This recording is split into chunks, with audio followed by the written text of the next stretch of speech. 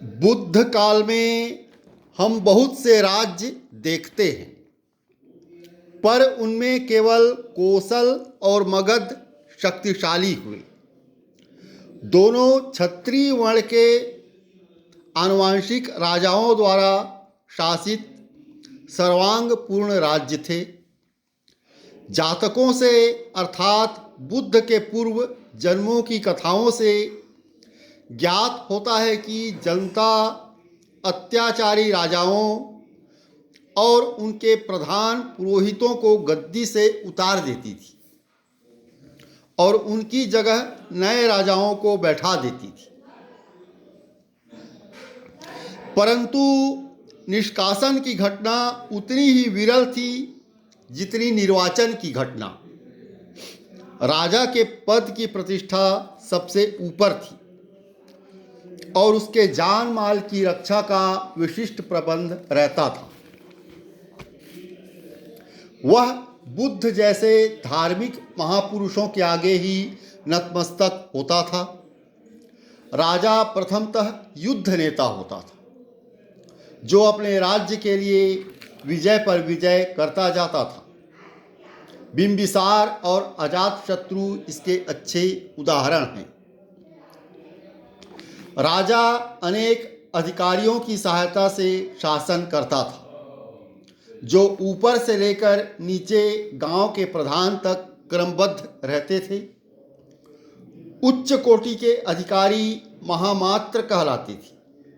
वे कई तरह के कार्य करते थे, जैसे सचिव या मंत्री, सेनानायक, न्यायाधिकारी, महालेखाकार और अंतःपुर प्रधान के कार्य।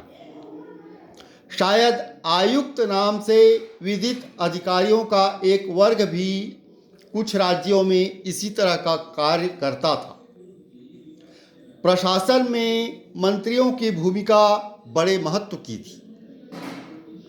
मगध का वर्षकार और कोसल का दीर्घचारायण सफल और प्रभावशाली मंत्री हुए।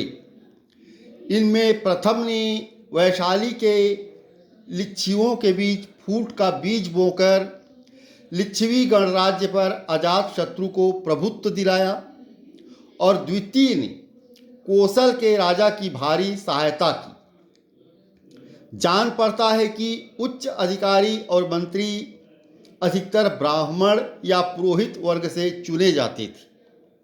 सामान्यतः वे राजा के अपने गोत्र के लोगों से नहीं लिए जाते थे। अब वैदिक काल का बांधवाश्रित राज्यतंत्र उपेक्षित सा हो चुका था। कोसल और मगध दोनों में चांदी की आहत मुद्रा के प्रचलन के बावजूद प्रभावशाली ब्राह्मणों और सेठियों को पारितोषिक के तौर पर राजस्व ग्राम दिए जाते थे।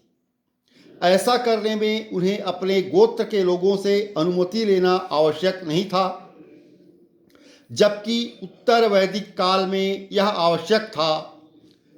लेकिन ऐसे दान में दानग्राही को केवल राजस्व वसूलने का हक दिया जाता था, शासन करने का नहीं। ग्रामांचल का प्रशासन गांव के मुखिया के हाथ में रहता था।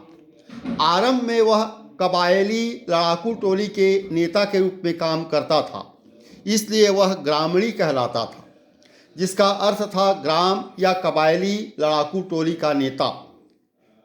जब जीवन में स्थिरता आ गई और हल से खेती करने की प्रणाली स्थापित हो गई, तब कबायली लड़ाकू टोली स्थायी रूप से कृषक हो गई।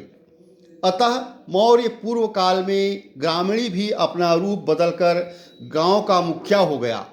गांव का मुखिया विभिन्न नामों से पुकारा जाता था, जैसे ग्राम भोजक, ग्रामीणी या ग्रामिक। ग्रामीणी पदनाम श्रीलंका में आज भी प्रचलित है। कहा जाता है कि बिंबिसार ने 86,000 ग्रामिकों को आहूत किया था। संख्या कहावती हो सकती है, लेकिन इससे प्रकट होता है कि ग्राम प्रधान का बड़ा महत्व था और उसका राजा के साथ सीधा संबंध रहता था। वह ग्रामवासियों पर कर निर्धारित करता था और वसूलता भी था। वह अपने इलाके में शांति सुव्यवस्था भी बनाए रखता था। कभी कभी अत्याचारी ग्राम प्रशासन को लोग गद्दी से उतार देते थे। धन्यवाद।